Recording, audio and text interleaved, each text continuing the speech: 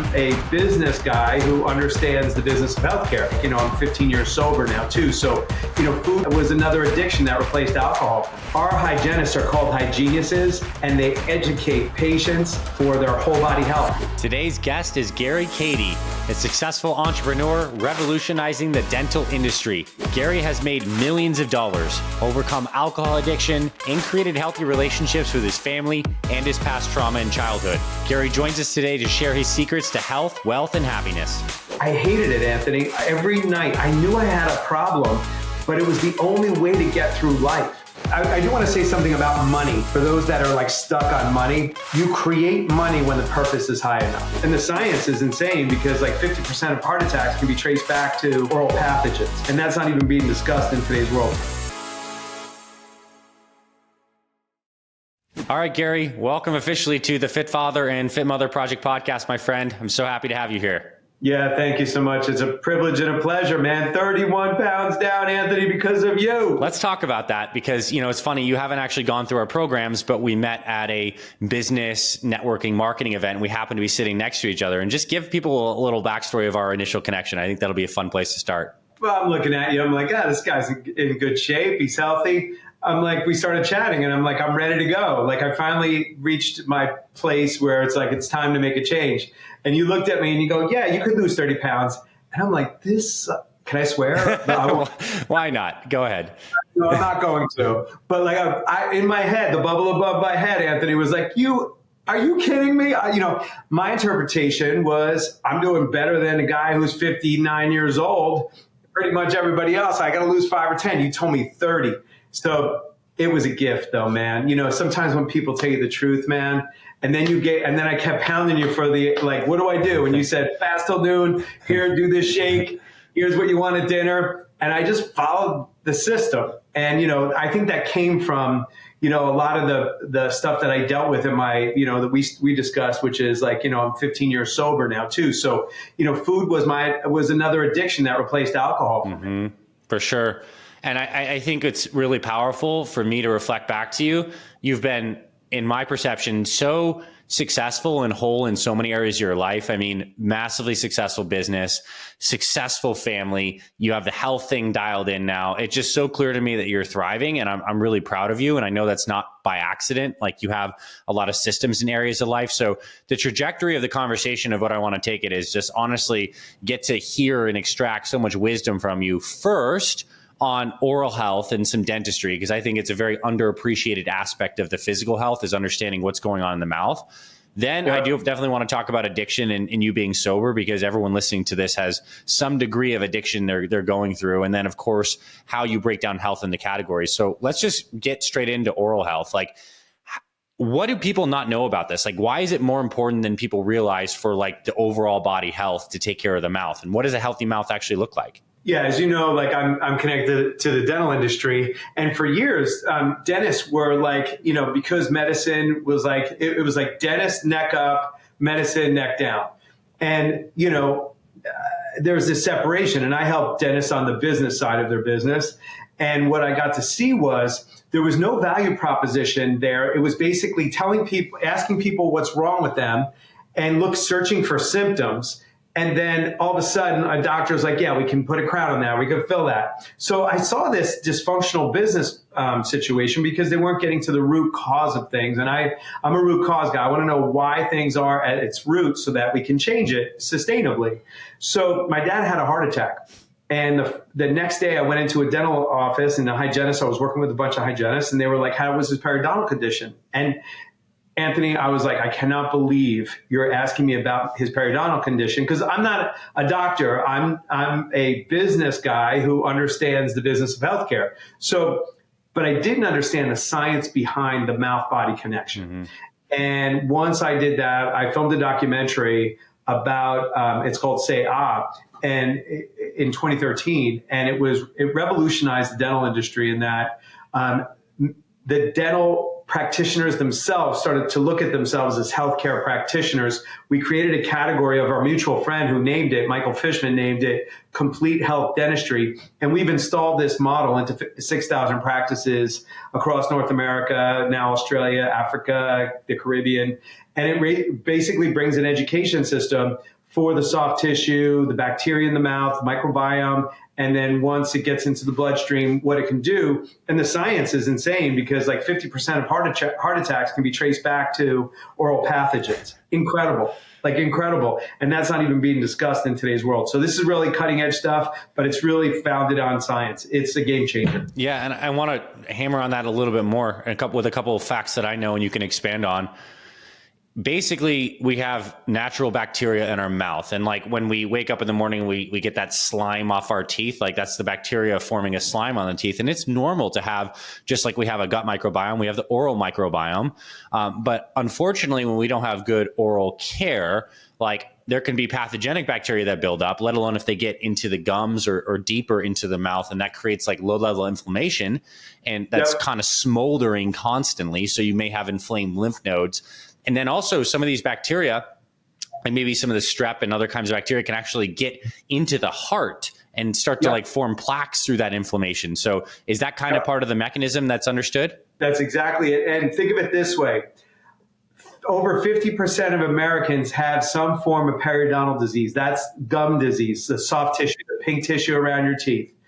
Over 50%. Diagnosed in dental practices last year, 8%. Treated, 4%.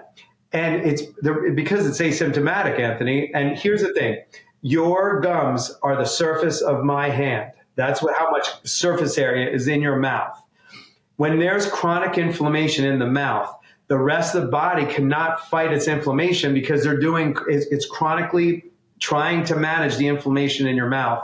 And it's left unsaid. And then there's whole systemic connections of heart attack, stroke, diabetes, all the circulatory issues that go on with that, the endothelium. We have dentists that are using nitric oxide in the office. Like that's part of the supplementation. So we now know the whole mouth-body connection. We now have a delivery vehicle in dental practices, and now we're bringing medicine and dentistry together to collaborate, and it's really profound. It's been an amazing experience and a real pure joy to transform our industry, and this is the top of the food chain. Yeah, that's amazing. Literally the top of the food chain, where it all starts, like the chewing in the mouth. And a couple other facts, because we're on the oral health discussion, that I think are fun and relevant, is I interviewed one of the world's leading nitric oxide experts last year, Dr. Nathan Bryant, and he taught me that it's actually the bacteria that live on the back of the tongue that initiate the process of actually creating nitric oxide. So it's not just like the idea that bacteria in your mouth is bad. Bacteria in your mouth is normal. You just don't want inflammation in the gums, the wrong kind of bacteria. And you actually need the right kind of bacteria on the back of your tongue to create this gas called nitric oxide that is a vasodilator, increases circulation, improves your heart health, improves the amount of blood that goes to your brain. So you want that bacteria.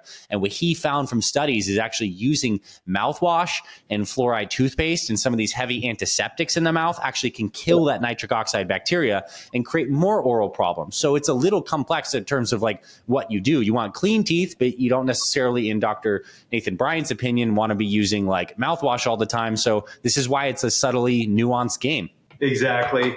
And we're working with a company that has a gum that you chew in the morning that facilitates that microbiome. And then the supplementation, when you're 60, I just turned 60 this year, I produce almost no nitric oxide at all. So I supplement it and I check myself every day and I'm like, I feel amazing, and I didn't have a problem in this area.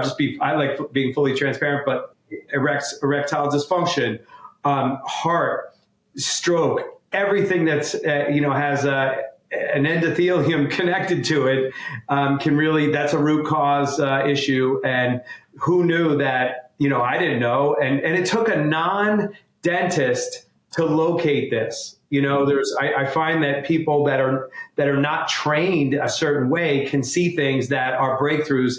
We had our breakthrough and now we're built out this whole education system and this whole health system inside of a dental office. Last thing about this, Anthony, I'll say, we look at the dental practice as the hub of the community. everybody goes to their hygienist twice a year.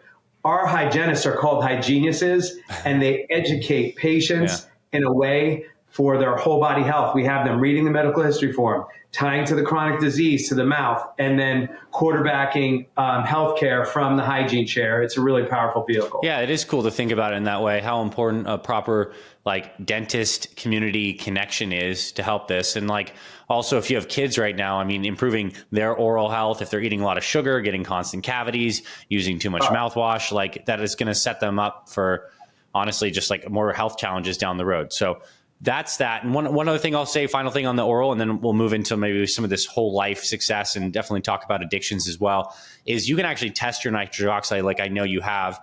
You can use test strips and test some of your saliva and see how much of that bacteria that produces the good nitric oxide you have. And if you're low, there's certainly ways to raise that. We have a full episode with Dr. Nathan Bryan on nitric oxide. You can find that wherever you listen or view our podcast. Okay, so let's get into addiction. I love, one of the things I love about you, Gary, is how open you are, and also like how successful you are. And that combination is very powerful, where you're very vulnerable, and you clearly went through a lot of addiction with alcohol. And I don't know if everyone listening to this has necessarily had that exact addiction, but they probably have something in their life that they felt struggle with cravings and urges around. And so let's get into your story around that and what you've learned about changing your relationship to all things addictive and how that affects all the other areas of your life. Yeah, well, first of all, I didn't know what I didn't know. I couldn't even see that I had a problem. You know, my wife came to me one day and she said, "My nickname's Party Fresh, Anthony. Give me a little alcohol," and the party just goes, right? And it worked until it didn't. I didn't realize I was using it as a coping mechanism, because I've created all these egoic structures of like what would have me survive in the world. And whenever they were threatened, I was suffering. And when I suffered, I drank. So it was really a self-medicated just ecosystem that, you don't know until you interrupt it. Mm-hmm. And so when my wife came to me 15 years ago, my son was diagnosed with autism. And so, circumstances are really good for addictions, because you have to you have to stare them down, because there was no way that I was going to stay married. First of all, 85% of people with kids on the spectrum get divorced. There was no way that I was I couldn't continue to cope, because I hated it, Anthony. Every night I knew I had a problem, but it was the only way to get through life. And so, I'll tell you, I had workaholism, alcoholism, and autism, 3 isms within, it was all collapsed at one time. It was in 2007. And my wife came to me. She goes, "Listen, Party Fresh, you don't have to quit drinking, but you can't stay here." Because we were living in Carefree, Arizona at the time. She goes, "We're going to be moving back to New York. The services here are horrible. We're going to New York. We're moving here." I had a business, a 5-year lease, employees everywhere. She goes, "You'll figure it out." And I do want to say something about money. For those that are stuck on money, you create money when the purpose is high enough. That I learned from that lesson. I just want to put that up, and we can come back to that later. But what happened was, basically I had to look in the mirror, and I called the guy who I knew, a dear friend who had 36 years of sobriety, and said, "What do I do?" My wife said, "This is it." And I needed, just like I needed you to tell me I was 30 pounds overweight, I needed my wife to come and go, boom. It's like booze, family, choose. Mm-hmm. Booze, family, choose. And we're gifted, even though it was painful that day, we're gifted with turning points in our life, because if things aren't painful, you don't take a look at it. We typically go into avoidance and denial. Avoidance and denial, I think, is the biggest things that are affecting the world, because the minute I handhold somebody and bring them closer to it and show them that it's okay, they take action. That's how we get change to be done in dental practices. And that's what I needed. I needed you to say, "Hey, you're 30 pounds overweight, and here's what you need to do. Hey, you're drinking too much."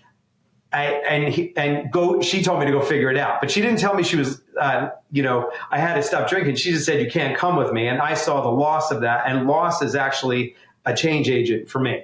For sure. One of the powerful questions I took from what you shared is basically, what do I turn to as a way to cope with the stresses of my life? And mm-hmm. for you, it was interesting that the alcohol, it all starts out as something that's fun and somewhat beneficial. Yeah. And then it turns upon itself into something that's destructive. And I think the people that are the healthiest long term have healthy outlets to deal with stress. So like right now, if and when you experience stress, like what are your healthy outlets like to decompress or to reconnect? Like you obviously are not drinking now. So what are you doing? Connection is the opposite of addiction. I read that in Ben Hardy's book. I forget, it's one of his first book, if you know Ben. And there was one line that I took away from that book. His dad was an addict, so he wrote that in there. And I was like, that was everything.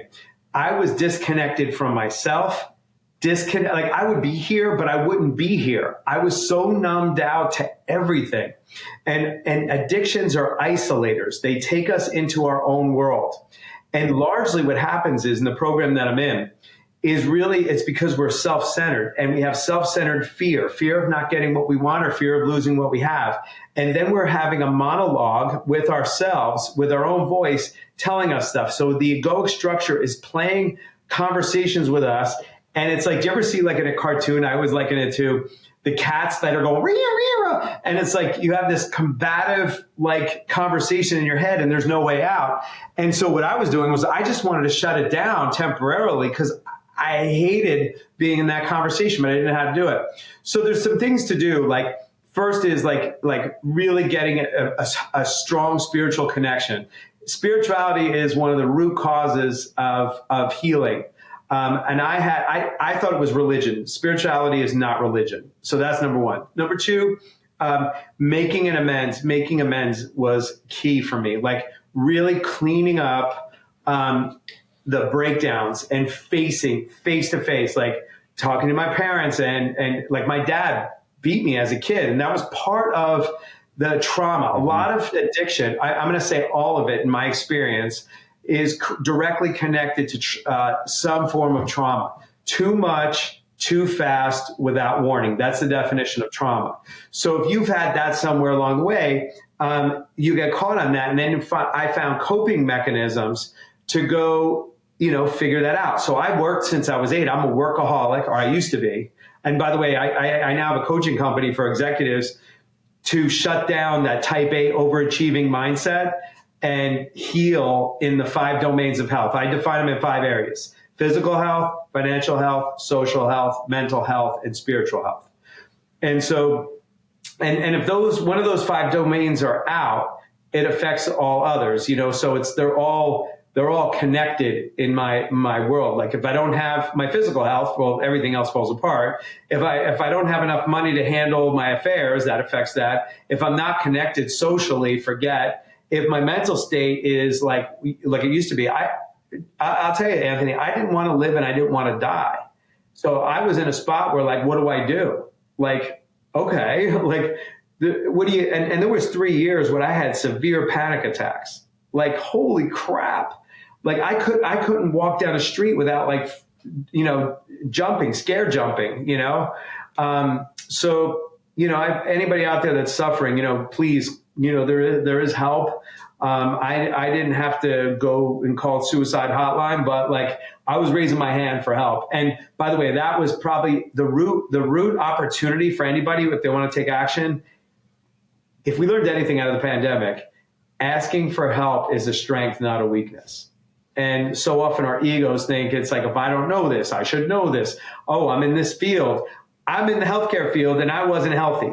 And I had to tell the truth about that. And that's the other thing that I've learned in the process, the 3 A's: awareness, acceptance, and action. First, I have to become aware that I have a problem. Then I have to accept it. I'm an alcoholic. I was in denial about it. I go, honey, I was a little drunkety drunk. I was a little slurring my words, minimizing it, and then get into action, and which is what I did. I called this guy who had 36 years, and he told me what to do, and I just followed it. I followed the system like I followed your system. Surrendering to win is the other mindset. Mm-hmm. Surrendering is not losing who you are, but your ego doesn't want you to do that. Surrendering to win is following a process that somebody's already figured out, and you get to the other side. Nice. I want to spend the rest of the time in our conversation getting into those 5 categories. And I think so again, physical, financial, social, mental, and spiritual. People listening to this have a good idea of what physical health looks like in some of the hows to get there. So let's start with financial. Like, yep. what do you teach people about money? And I think you're in a unique position to have created a lot of it for yourself and a lot of it for a lot of other people too. So I think you have, and also with your spiritual evolution, like you probably think about money differently than most people. Let's break down the financial pillar and some stuff that we can do in terms of mindset and actions, et cetera, to create more financial health. I came from zero. Like, we had nothing growing up. So Brett Byrne, who lived across the tracks, he had a lot of stuff. And I'm like, well, why does he have it and I don't? So I go, what do I got to do to figure that out? And basically, I got on jet propulsion of like working hard, working smart, helping people, learning value exchange, those basic premises around money. Money is a creative thing. Money is energy exchanged. That's all it is. But we make it because it's designed to be in a conversation of scarcity. We think that it's scarce to get. It's not. But that's the mindset going in, and that's what kills off all creation, because it's really, it is an abundant thing, and you can create massive amounts of it. I came from nothing, and I learned the value equation. The value equation is very simple. Help people get their dream outcome. Then what is it going to, what is the time and energy that it takes to get there, right? That's the equation. And then what is the likelihood of that achievement? So if you can take what their dream outcome is on the top of the scale, help them see the likelihood of that achievement, then give them how much effort it's going to take and how much time and, to effort plus time and money. Once that I just kept that equation in my mind, and that's all I did for dentists. I asked them what they wanted. They couldn't create it on their own. I de-risked it and showed them how I can do it. And then I said, it's going to take a year to do it, and it's going to cost you X number of dollars. You're going to pay me $100,000. I'm going to make you $1 million. And why wouldn't you do that all day? And so basically that's how I built an entire career. And I use that same premise over and over, the value equation. And it works beautifully because you're being of service to other people. You're helping them get more of what they want, less of what they don't. And you're doing it in a way that removes all the risk, the agita, the effort, and all that stuff, and make it simple for them, and they get to the other side. I do want to say this. If you're making money to prove your father wrong, we're in Fit Father here, if that's the reason, you're gonna cap out at how much money you're gonna make. If you want to look at what your motivation is for money, and like when I was trying to buy Porsches to look good for the world, I still bought them, but it was effortful. Now I'm on the other side of that. And you do want to, can I acknowledge the person that's helped me with money? Sure. I think you might know him, Jim Do at Do Well. For sure. Jim Do is genius around this, because I'm never going to learn everything that he has. So, he created a virtual family office for entrepreneurs that do millions, not billions, but the billionaires actually use family offices. And it's a game changer. Like, I built my company and sold it to my team and did an ESOP. I'm rolling up dental practices and selling them to private equity firms, and everybody's making more money than they could ever imagine. There's things that we don't know once you reach plateaus in wealth. And it's really important to find people with integrity that have trust, that are brilliant at what they do, and pay them to do it, and they get it done for you. So like, that's the other thing. I like wash and wear, plug and play. So in every domain, I have a structure behind it. Don't rely on your memory to figure it out. Systems and structures, and it does start at the home. Judith is my wife.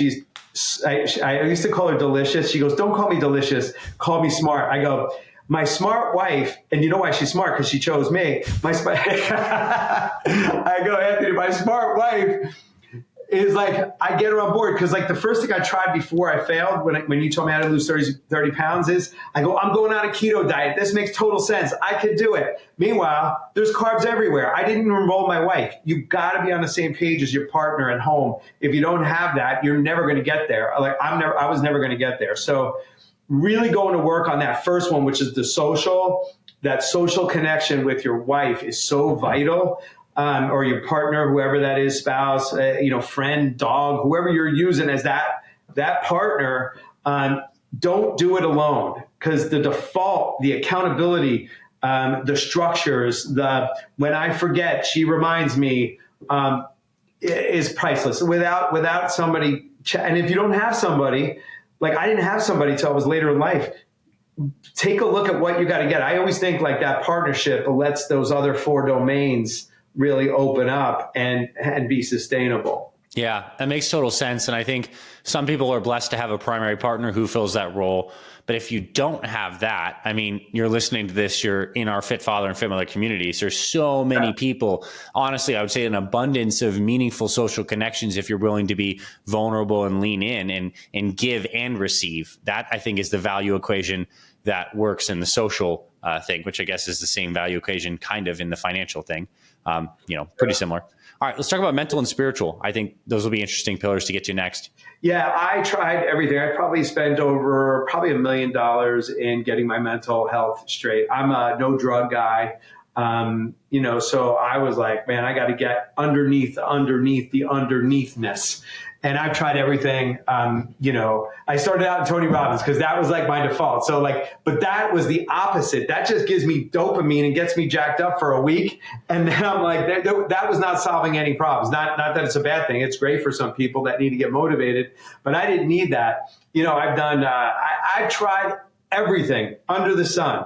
But the one thing that worked is called IFS therapy. IFS therapy is internal family systems. And it's basically the belief that because I could not get a therapist to get help. Here's what I've learned about my experience of therapy. And please, this is my experience and my opinion. Therapists would want to ask me about my past and perpetuate that. And I would just go around in circles and I would leave feeling like shit. And nothing would get resolved, but I would talk about it. And some people do need that, and I think it's valuable. But at some point, I like getting to root cause and figuring out tools that I can apply. So I went to Karen in Reading, Pennsylvania, and it's 1 week long. You surrender your phone, and you go through a bunch of exercises that addicts go through, right? But I was sober at the time, about 5 years. This is when I was having those panic attacks, and I go, man, I got to get this mental thing really dialed in. So I met this guy, Dave, and he's been my therapist ever since. I went there in 2017. And basically, IFS is my body and soul, but we don't operate from soul. When I'm in my soul and operating from that place, or in Untethered Soul, chapter 4, great description here, Anthony, called the lucid self. They describe it basically as the space between your mind and your thoughts and feelings. I'm sorry, your body and your thoughts and feelings. That's where, when you can reside in that space, that's the lucid self, or what I call spirit. Life just flows. I'm not banging into stuff. I'm not muscling things. I'm not trying to overthink things. I'm not obsessed. I'm not this. I'm just being present, and I'm interacting with the world around me moment by moment, right? But then we get hooked and we get pulled out. And so the work that I did that really transformed my mental health, and I literally can say, without having to meditate on a daily basis, I have a clean mind. And when I don't, I used to operate, my wife goes, you go from 0 to 100 in seconds. I go, I idle at 90. Now I idle at 10 because I'm in a parasympathetic state. Yeah. And I was in a sympathetic state. I was flight or fight all the time. And once I reached the parasympathetic state, now using this IFS system, I'm basically hovering at a 10, at a 1 instead of a 10. And it basically is really simple. We have our parts. We have traumatized parts and we have protector parts. And that's those two cats that are fighting each other. Once you identify your traumatized part, I got a little guy, little Diablo. He was beaten as a kid, mentally and physically. And by the way, when I made it in my amends, I was talking about making an amends to deal with that. I made an amends with my dad, and he did the same with me. I said, I'm sorry I drank. It probably really upset you that I was drinking and I was car surfing. My friend would drive me home and I'd be on a car while the car's driving on the roof, at 2 a.m, not crazy things, right? And my dad, mom are looking at me, would do that, right? So I probably traumatized you, and I apologize for that. And he goes, son, I want you to know, every day I wake up, and he passed away during COVID. My mom and dad passed away from COVID. He said, I'm so sorry I treated you the way I did. I did not want to be the dad that I was. I only did what I did from my father and what he taught me. And I'm so sorry. I was 19 years old when I had you, and I did things that I regret, and I'm sorry to you. We hold on to being self-righteous, Anthony. And when my dad apologized to me, like, I sat, like, I was angry at my dad for a long time. And that healed our relationship. And when he died, I held his hand, and he was like a little baby at the end of his life. We interpret our parents, they're doing the best they can. And they have their shit. And they have their parts, their traumatized parts, and then their protector parts. And it was beautiful. I'm so complete with my dad. My dad actually comes to me all the time. I feel my dad. He talks to me, like, he shows up in things. And I have this beautiful connection. If you take anything away from this session, it's like giving up the right to be right with people is a healing process in all those domains, social, mental, physicals, all of it. Like, self-righteousness is a silent killer of happiness, freedom, joy, all that stuff. So anyway, yeah.